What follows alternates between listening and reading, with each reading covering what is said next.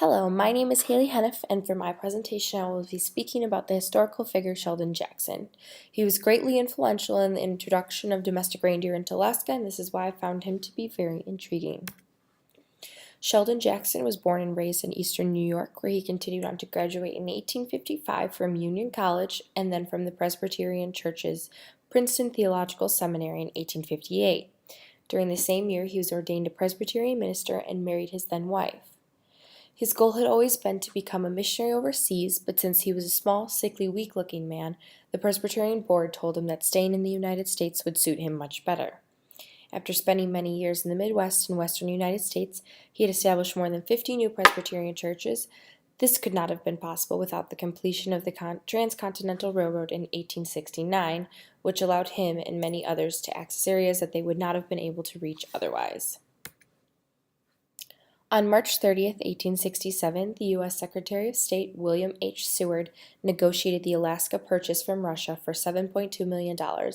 This was under the administration of President Andrew Jackson. Since the territory was so immense, vast, and seemingly barren, many skeptics referred to the land as Seward's folly, for fear he had made a great mistake in the investment. In 1877, Jackson began his missionary work in Alaska. He founded numerous schools and training centers that served Native Alaskans. He became very committed to the spiritual, educational, and economic well-being of the Alaska people. Then in 1884, he became the new general agent for education in Alaska. Pictured here is an image of a Presbyterian church founded in Juneau by Sheldon Jackson. In the mid to late 1800s, whalers from all over were converging on the Bering Strait coast of Alaska for the whaling industry. When whalers came ashore, they traded the Alaskan natives supplies such as guns, ammunition, alcohol, and tobacco, all while annihilating the bowhead and walrus populations of the area. Terrestrial animals were also hunted and overexpended at this point as well by them. These were major food sources for the native people that were now being exhausted. The Alaskan natives were now relying on whalers to provide them with goods that they wanted, but were not able to obtain them since the whalers left when plastic and petroleum was introduced, causing whaling not to be profitable. Years later, when Reverend Jackson arrived, there were still residual effects from the lack of food sources that he recognized. He made this strong statement.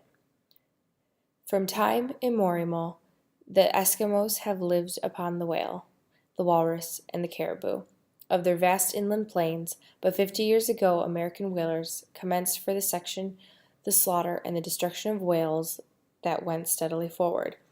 With the advent of improved breech-loading firearms, the caribou are being killed off and frightened away to the remote and more inaccessible regions of the interior, and another food source supply is diminishing. Jackson also reported that he saw a distressingly great difference between the well-fed people on the Siberian eastern shore and the more primitive Eskimos on the Alaska side of the Bering Strait. He was convinced that the difference between the two was the Siberians utilized reindeer. For centuries, the Siberians had herded reindeer for food and clothing and trained them to pull sledges. He saw the Siberians as herders, and he began to see the Alaskans as hunters that he hoped to change into herders. At this time, Mr. William Thomas Lope, chief of the Alaska Division of the Bureau of Education, came upon the idea to introduce domestic reindeer into Alaska around the same time Jackson came upon the conclusion himself. He is reportedly saying, "It was in 1890, during my first winter's exile in the native village of Cape Prince of Wales, that the idea of using reindeer as a means of food, clothing, and transportation first suggested itself to me. My mind went back to my geography lessons in school. Here I was, living in the same latitude as the Lapps, who, as I'd learned in school, depended upon the reindeer for their livelihood. Naturally, the same climatic conditions suggested the feasibility of the reindeer industry in Alaska." When Lopp realized this, he informed his friend Captain M.A. Healy, who commanded the revenue cutter Bear.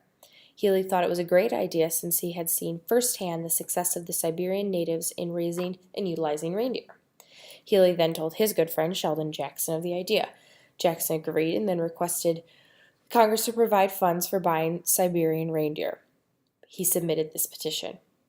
Northern and central Alaska is capable of supporting over 9 million head of reindeer, to reclaim and make valuable land otherwise worthless, to introduce large, permanent, and well-producing industries, when none previously existed, To take a people on the verge of starvation, lift them up to a comfortable self-support and civilization is certainly work of national importance.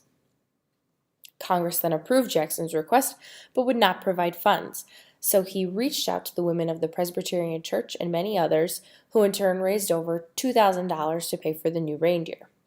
These funds were then used to purchase 16 reindeer and make the journey. The deer finally arrived in Alaska on September 21, 1891, by way of the revenue cutter Bear.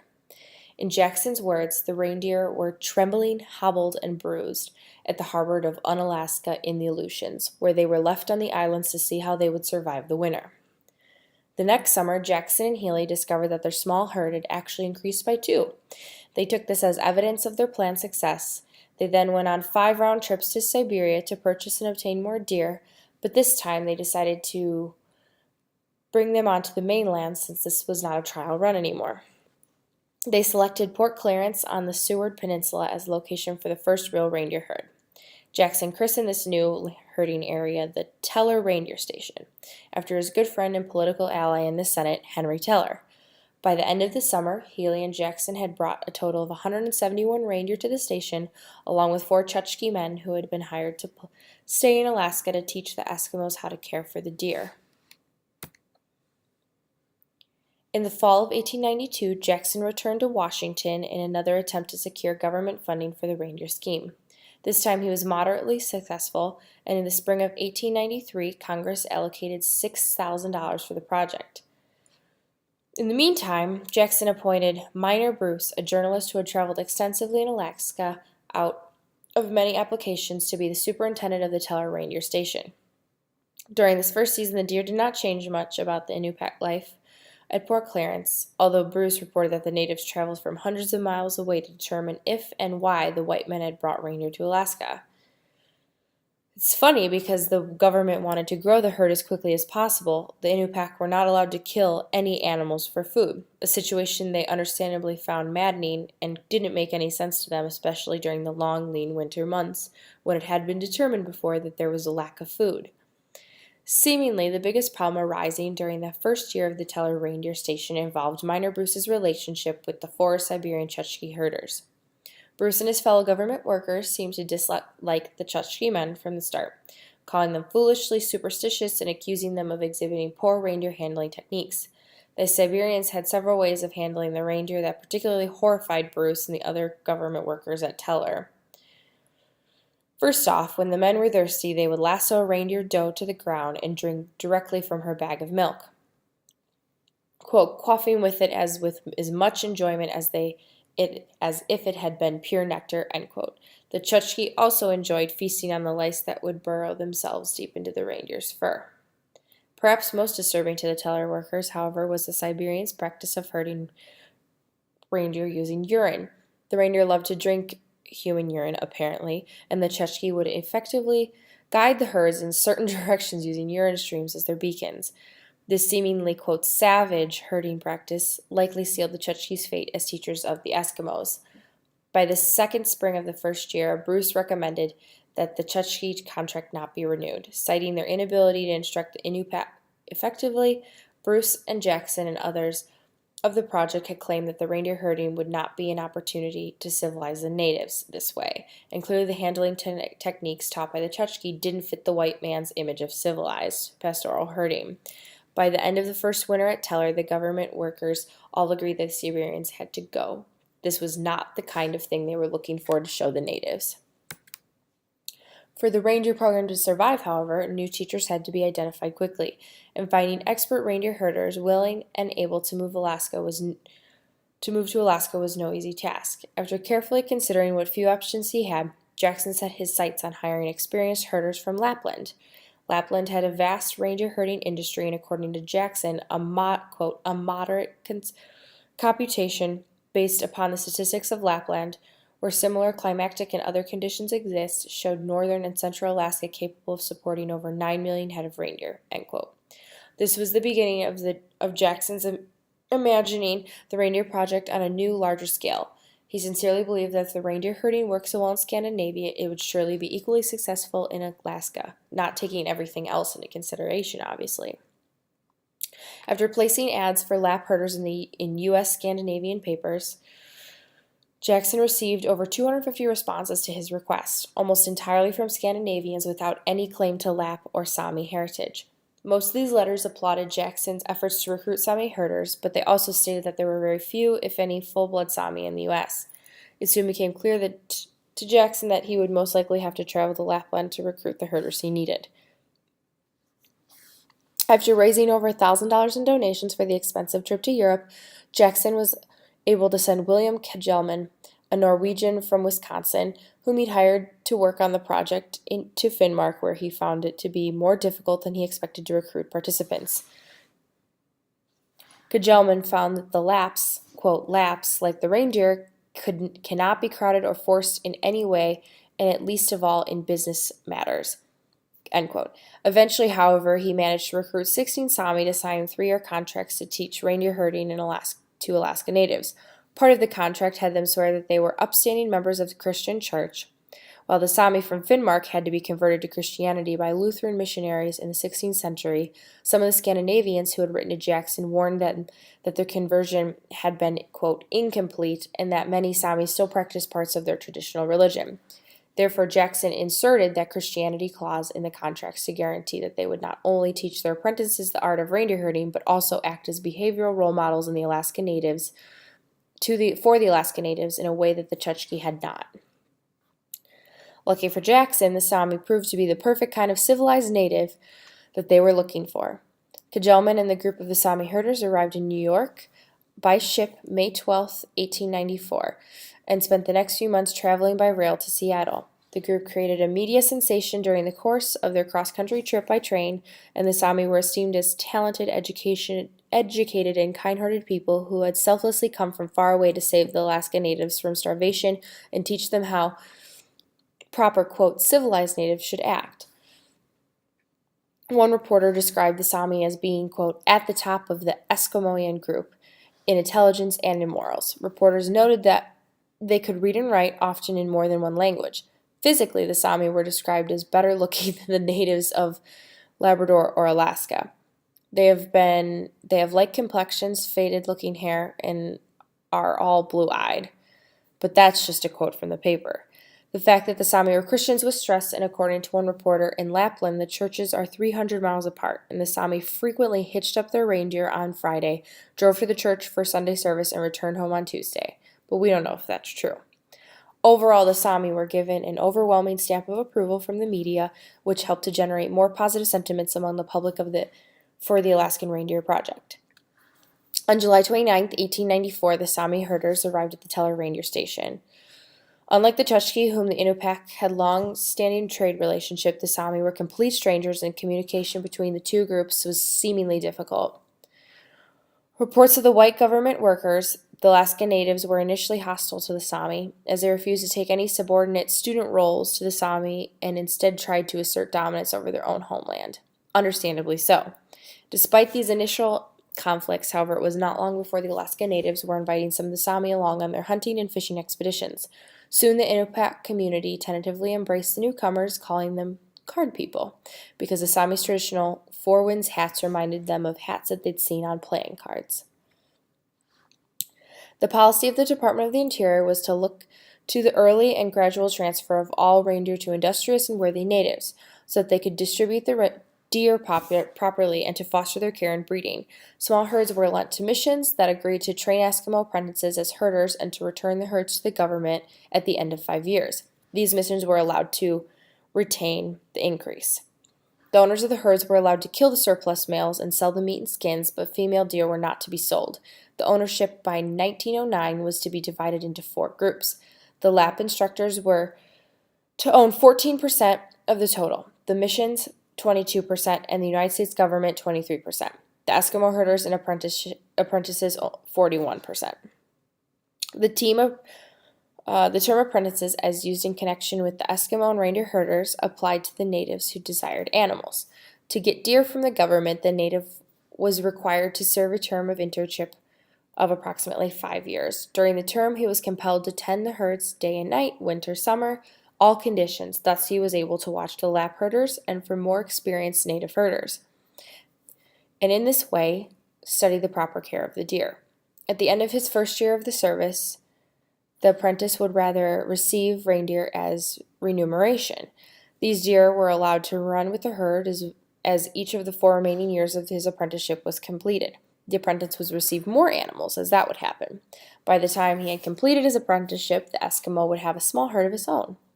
This system assured the government that the native would have a thorough knowledge of his responsibility and that when he assumed ownership of the herd, he would be able to act independently and wisely. Accordingly, the system of apprenticeship was followed from the very beginning of the reindeer industry. That the plan was a wise one and that can be readily seen when one notes with the rapidity with which natives began to acquire herds of their own. Here an image of the reindeer that came from Port Clarence in 1894 and were brought to the School of Wales where they are seen here, almost 120 animals. This movement of reindeer continued throughout Alaska to grow the system, and soon there were well over 400,000 reindeer in Alaska just 2 decades later. Jackson's wants weren't always clear from the beginning. After much research on this man, it seems as though he started off as a good carrying man, but once his plans came to fruition and they turned out to be very successful, it would seem as though he was very much out for it and in for it himself. It is hard to tell if he really wanted the natives to control their own economy at that point for themselves, or maybe just for his ego. He wanted to see his reindeer plan thrive in Alaska and wouldn't, maybe even couldn't stop himself from becoming greedy. The discovery of gold in the Klondike was just the outlet Jackson needed to persuade the continuation of building a reindeer empire. Jackson happened to be traveling on a Yukon steamer with Kegelman when he first got the news of the gold rush, and the two of them decided to go to Dawson Creek to see what was really happening. According to Jackson's estimates, there were already between 4,000 to 5,000 miners in Dawson and Circle City, and he speculated that the group would be starving before the end of winter, as it would be impossible to bring supplies after the Yukon River froze. Other government officials, including the Secretary of the Interior and Secretary of War, shared Jackson's concern, and soon news of the impending disaster had reached the media. Lucky for Jackson, this was the perfect solution to the problem of the starving miners, and not surprisingly for himself, and it involved using reindeer to transport food and other supplies to the Klondike region. Seeing no other obvious solution to the potential starvation crisis, Congress decided to give them $200,000 for what soon became known as the Yukon Relief Expedition. An atmosphere of impending doom developed in Washington, and Jackson was ordered to leave immediately for Scandinavia to buy reindeer and to hire herders. Coincidentally, Kegelman was already in Lapland looking to replace 4 of the original Sami families who had been chosen to return home after their 3-year contract expired. Once Jackson arrived, the two men quickly worked to purchase 539 draft reindeer, sleds, and enough lichen to feed the animals on the long trip back to the U.S. Jackson and Kegelman also worked with the 3 Sami families who had just returned from Alaska to recruit 113 men, women, and children to sign 2-year contracts to live and work in the U.S.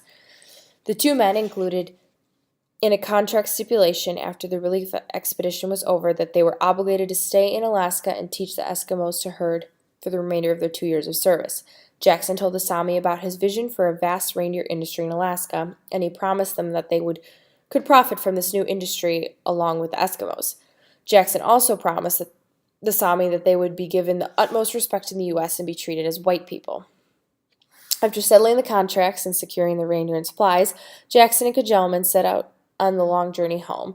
Upon arriving in the U.S., Jackson made an immediate trip to Washington, D.C., where the government officials informed him that the Yukon Relief Expedition was no longer necessary. Go figure. As the anticipated starvation crisis among the Klondike miners had never even occurred. Despite this development, Jackson recommended that the Sami and the reindeer continue on their journey to Alaska. The group made the long cross-country train trip to Seattle, where they stopped to await the arrival of the ship that would take them to Alaska. During this layover, a serious problem developed. After 2 false alarms with starvation over the past decade, first with the Eskimos and then with the Klondike miners, there was finally an immediate and obvious hunger situation to worry about. The animals had run out of lichen. The animals were completely dependent upon the Arctic plant life as they knew, and attempting to feed them grasses from the local parks in Seattle only made their health deteriorate faster. One by one, the reindeer began to starve. By the time the animals reached Alaska, only 1/5 of the original herd remained. Despite this embarrassing development, Jackson declared the expedition a success and pressed on with his plans for his project. This also should make you question his intentions. By 1905, more and more deer were circulating through Alaska, somewhere near 10,000. William Lopp, a mission teacher who had been involved with the reindeer scheme since its earliest stages, began to question whether the project had lost sight of its original goal, to improve the life of the Eskimo communities of western Alaska. With Lopp's encouragement, the Department of the Interior began an independent investigation of reindeer affairs in Alaska, and Frank Churchill, an Indian agent and experienced investigator, traveled to several reindeer stations during the summer of 1905 to write a report on the subject. Churchill's findings singled out Jackson as the problem, arguing that his double role as United States General Agent for Education in Alaska and as a field agent for the Presbyterian Board of Home Missions presented a conflict of interest.